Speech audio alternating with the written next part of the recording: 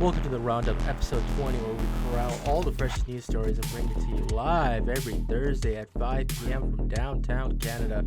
This week we have Activision banning 350,000 on Call of Duty for racism and toxic behavior, Microsoft announcing their E3 event, Guardians of the Galaxy video game in development, maybe, and much more. Thank you for the click, and I stream every Tuesday, Wednesday, and Thursday at 5 p.m.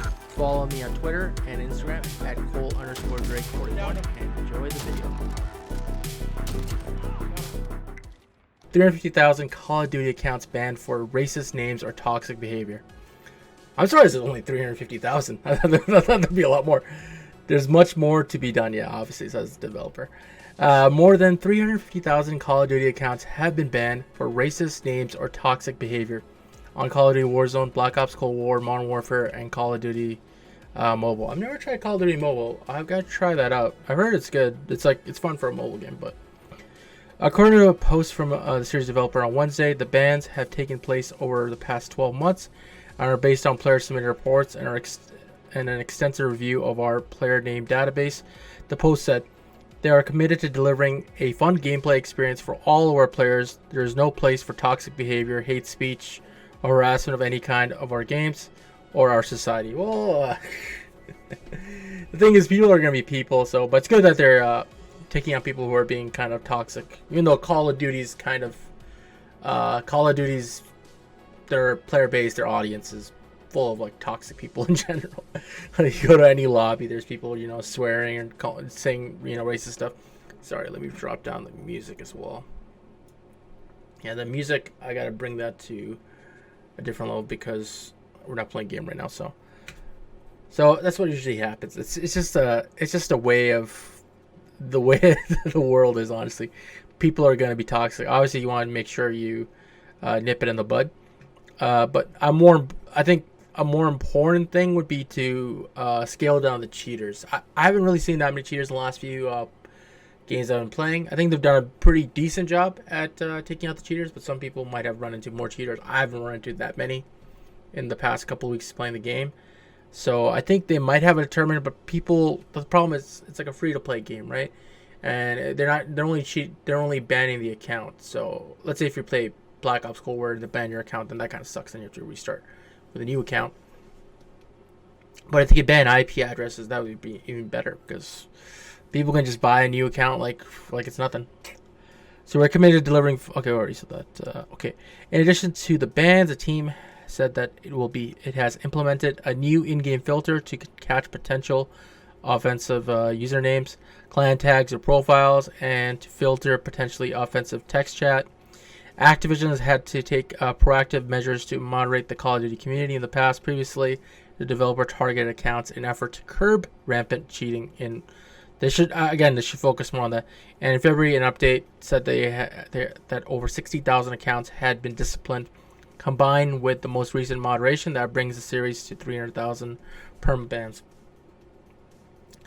Yeah, 300,000 is quite a bit, obviously, but 50? I think the latest stats said 50 million people play this.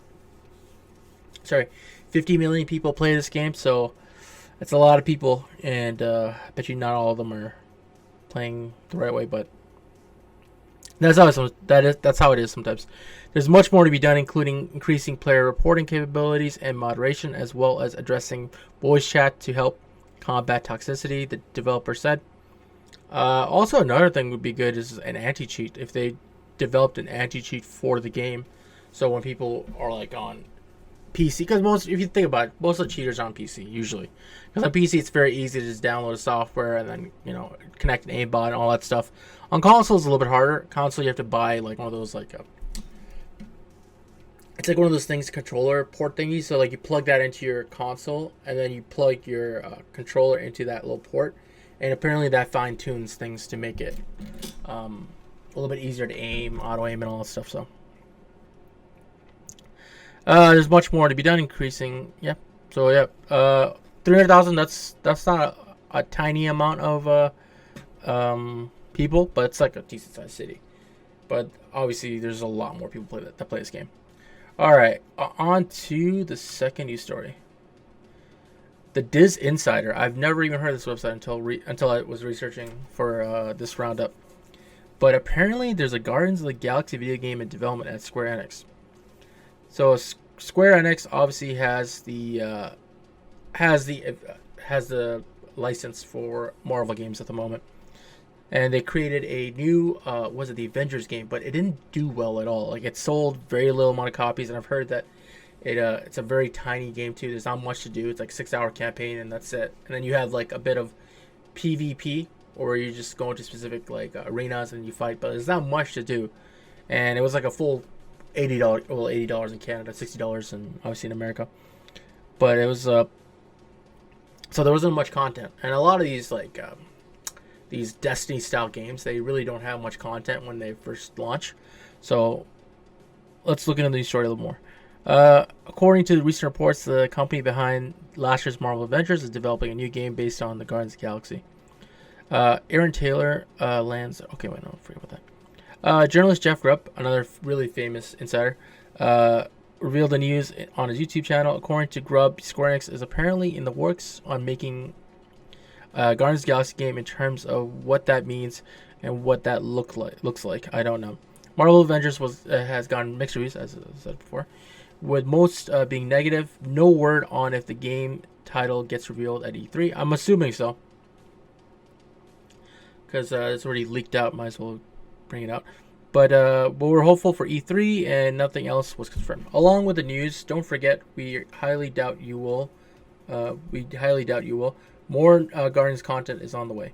Story details on Guardians of the Galaxy Volume 3 are being kept under wraps, but the last we saw the Guardians was at the end of Avengers Endgame with Star-Lord. Spoilers, sorry if you haven't seen it again. Star-Lord, Chris Pratt, Drax, Nebula, Mantis, and Rocket, and Groot, Vin Diesel were joined by Thor, Chris Hemsworth, as they search for Gamora.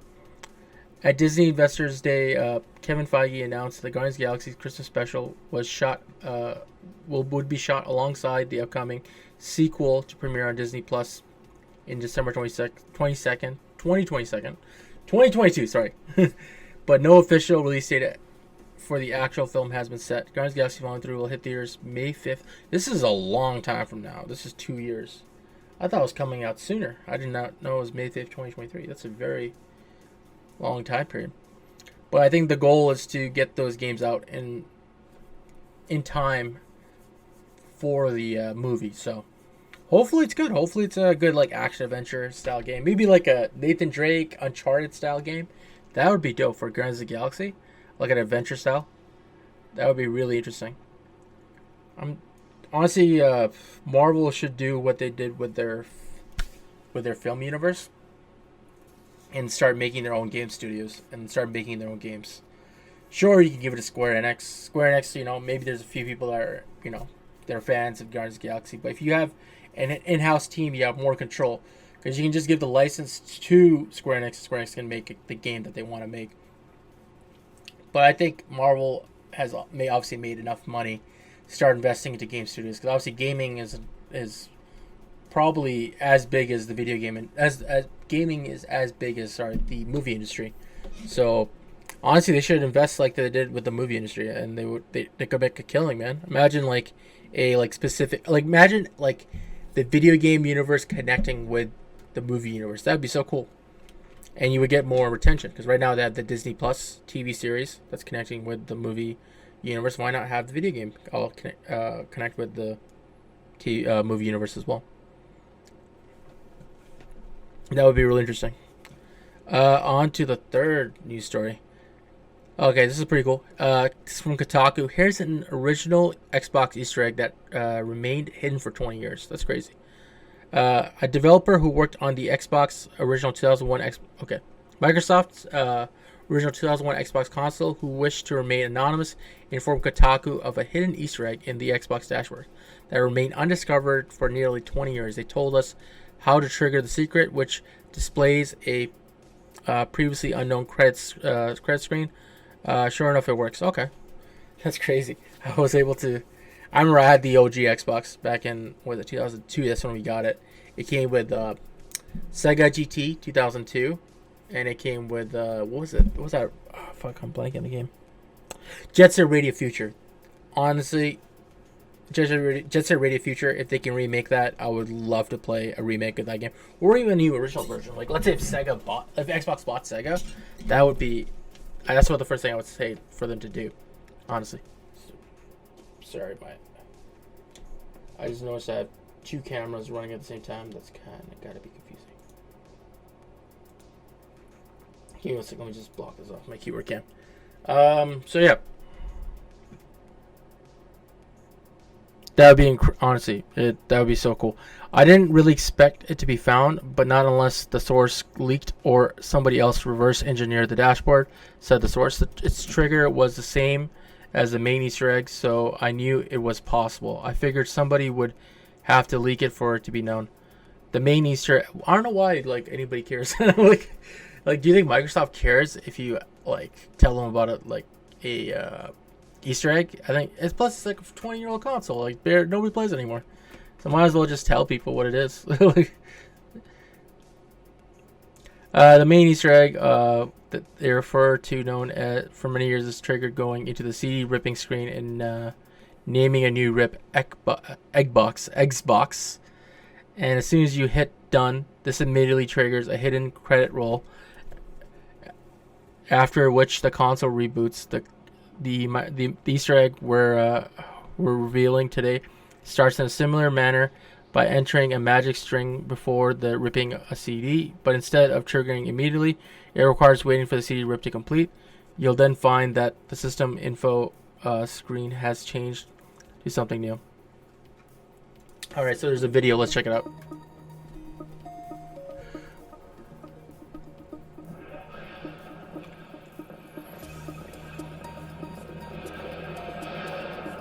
Yeah, man. Giving me some nostalgia vibes. Playing Halo, System Link. Let's go into the settings. They're literally pointing the camera at the screen. I guess you don't have a capture card for the OG Xbox. Now for the trick, okay. Oh, the sounds. Celine Dion, Christina Aguilera. Let me pause this for a second. This is definitely an Xbox from the early 2000s. The Cranberries. Oh my god.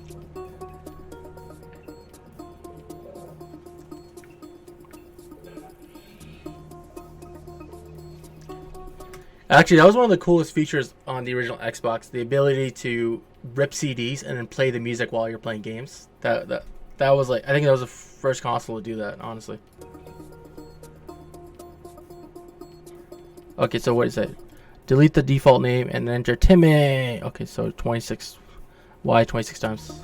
Yeah, no way anybody would have found this Easter egg. Now I think about it, because 26 Ys is way too much.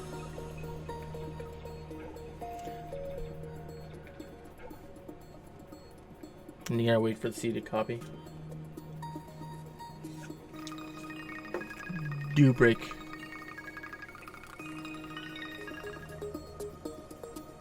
Once it finishes ripping, back out to the main menu.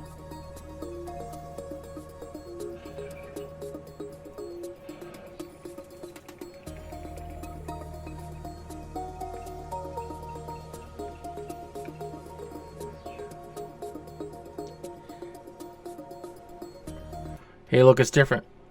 Xbox dashboard team, Victor Blanco. Okay.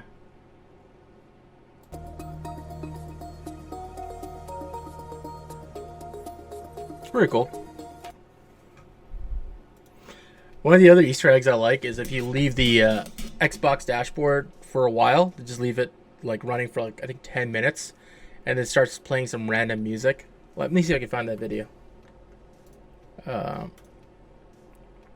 Apparently it starts making, it's just like weird music, but it's apparently sounds from the first like moon landing Xbox.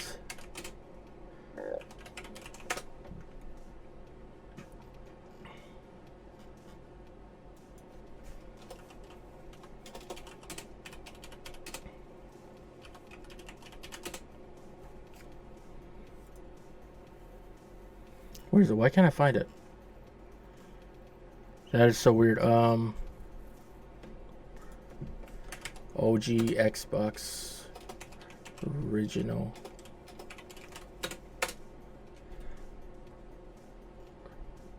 I swear it's real. I just don't know how to find the name. Moon landing. Easter egg. Let's do that. There you go. Okay.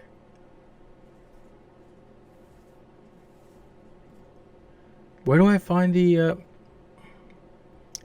So they're talking about a new Easter egg. Oh my god, I can't find it. I thought it'd be like the first thing that pops up.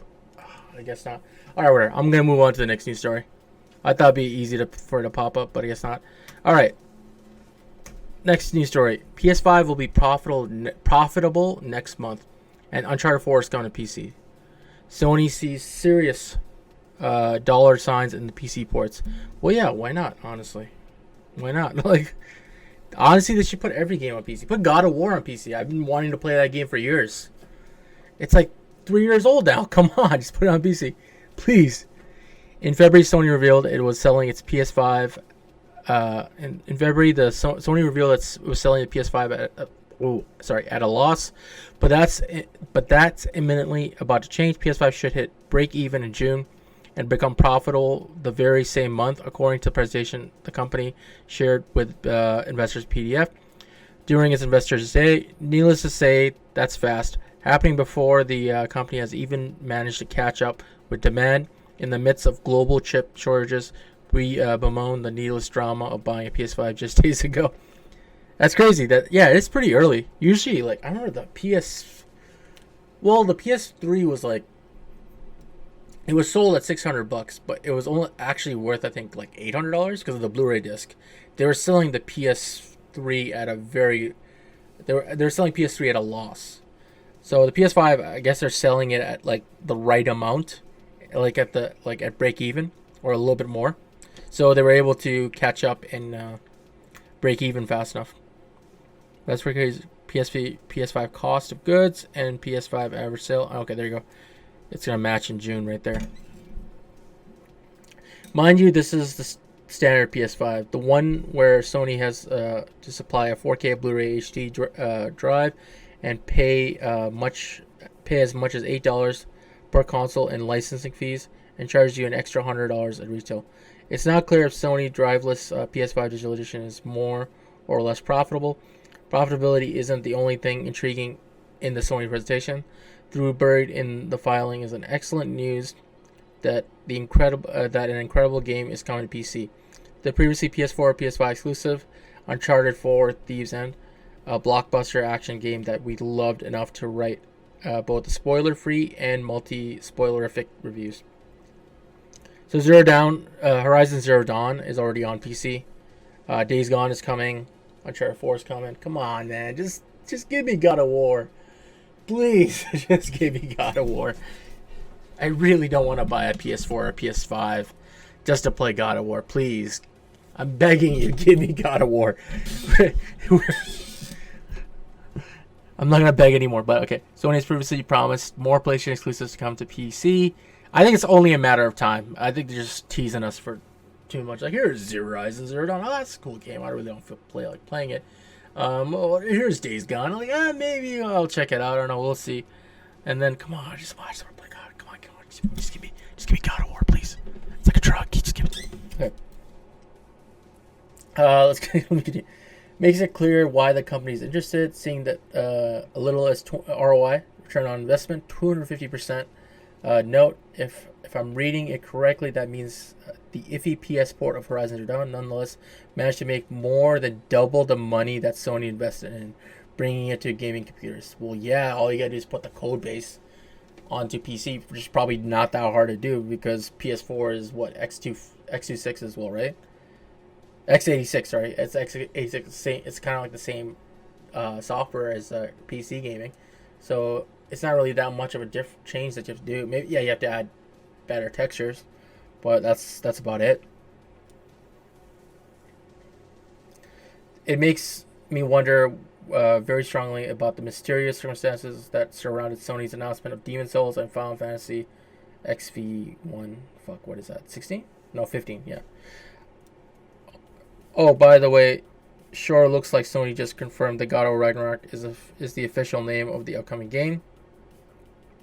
Could be a mistake or a juxtaposition to two vaguely related logos, though. Jonathan Dormosh, I think he's a IGN guy, yeah. Also, genuinely surprising to see them maybe just confirm Ragnarok as the next game official title after we've spent so long calling it that. Makes sense to lean in, I suppose. So Ragnarok, Returnal is already out, right, I think. Rift Apart's coming out this year. I think Horizon's coming out this year too, so they got some pretty big heavy hitters. They got Deathloop, Far Cry 6, which is that's not exclusive. But yeah, honestly, come on, bring more PC games, please. All right, here's the last news story actually. Microsoft is holding an Xbox and Bethesda showcase on June 13th. It'll be 90 minutes long. So this is from The Verge. So obviously E3 is not here again this year. They did their last event in July because I think they had to. It took a bit longer to get all the content because obviously it was the first time dealing with COVID. Now they're COVID professionals. Now they can figure out when to showcase their content on time. So this time it's going to be June 13th, 1 p.m. and that's on a Sunday. So I will be streaming that 100%. That'll be a Sunday stream. When is that? That is. Yeah, it's 2 weeks from now. I don't know if Sony's announced their date just yet, but I'm pretty sure they probably have somewhere. So it's going to kick off June 13th, 1 p.m. Eastern, 90-minute show. The show will focus on games from game studios and Bethesda and many more creators from our partners around the world. 90 minutes is enough, man. They got so many studios. Well, obviously they're going to put some cards, under their vest, obviously. They're not going to show everything. But they have so many studios. I think 90 minutes. If they can do it in 90 minutes, I'd be very impressed. The show will focus on games from Xbox Game Studios, Bethesda, and many more creators from our partners around the world. Aaron Greenberg's general manager of Xbox Games Marketing, said in a blog post, "We are thrilled to announce the Xbox and Bethesda Game Showcase will be on Sunday, June 13th. Tune in for details here." Okay. So obviously, Halo Infinite, they're going to show what they've been working on because obviously it got delayed a full year because of the whole graphics debacle, right? What was that guy's name? Craig the Brute. So yeah, Microsoft completed its huge acquisition of ZeniMax Media, the parent company of Bethesda Softworks, in March. So this event will be for the first opportunity to see what the two companies have been cooking up together. The acquisition doesn't mean that all Bethesda games are now Xbox exclusive yet. Well, obviously Deathloop isn't. Well, Bethesda's own Arcane Studio is debuting PS5 and PC, but Microsoft's Phil Spencer already said that some new titles in the future will be going to the Xbox and company's Xbox Game Pass subscription service. There are a lot of potential titles that could be on display during the June showcase. We get our look at Halo Infinite. We'll probably see multiplayer as well. We're probably going to see their Battle Royale, and we're probably going to see their Battle Royale. We're probably going to see their free-to-play multiplayer, because I think the entire multiplayer suite is going to be free. Only the single-player campaign is going to cost money. But we're going to probably see both. We're going to see their Battle Royale, which I'm excited for, because as much as I love Call of Duty, I'm kind of getting tired of playing Call of Duty, honestly. The Battle Royale, they haven't really changed much. Even though I'm addicted, I still want to play it, but I want something new, something new to come up. And obviously Battlefield 6 is coming out this year. Most likely they're going to have a free-to-play mode as well. That's going to be disconnected from the game. That's just going to be like Warzone. We're going to have like specific Warzone free-to-play, and that's it. Because last time they had, in Battlefield 5, they had, what was the mode called? Firestorm, yeah. And that was actually part of Battlefield 5, and you had to buy Battlefield 5 to play that mode. Same thing happened with Black Ops 4. They created a Black Ops 4. They created Blackout inside of the game, but you have to buy the game in order to play it. But they've made so much money off Warzone because they just people just buy the skins and they make money off that, and millions of tens of millions of people play the game every week. So that's the way to go. And if I would be very surprised if Halo Infinite does not have a free battle royale mode. Very surprised. Okay. Our next look at Halo Infinite, following the rough showing in last July, subsequent delay to this year, it's set to launch in fall this year. Psychonauts 2 seems to Psychonauts 2's got to be coming out soon, man. We'll probably get a release date for sure. I downloaded Psychonauts 1 because I wanted to play that before 2. I heard great things about the first one. So, Psychonauts 2 tending close to release, especially after the recent update video posted by Double Fine. Might get some news about the long in work sequels. Microsoft's announced new titles in Fable and Forza Motorsport. We'll get a lot of stuff about Forza Motorsport. Fable, I think it might be still too early. We might get a new CGI trailer for sure for Fable, but I don't think we'll get any gameplay. I think Fable is going to be a 2022 title for sure.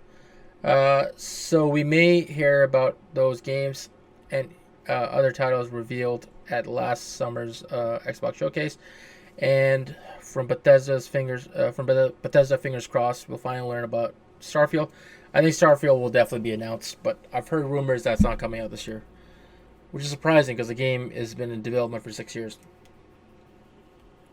I don't know how much longer they need to finish the game, but hopefully it comes out this year. So this should be good. And there's a new Indiana Jones game. I think that's being run by Wolfenstein. Yeah, it's being run by Machine Games. And Machine Games' last game was in 2018, so there'll probably be a trailer for Indiana Jones. I would not be surprised. So that was the last news story. Thank you again, guys, for the click.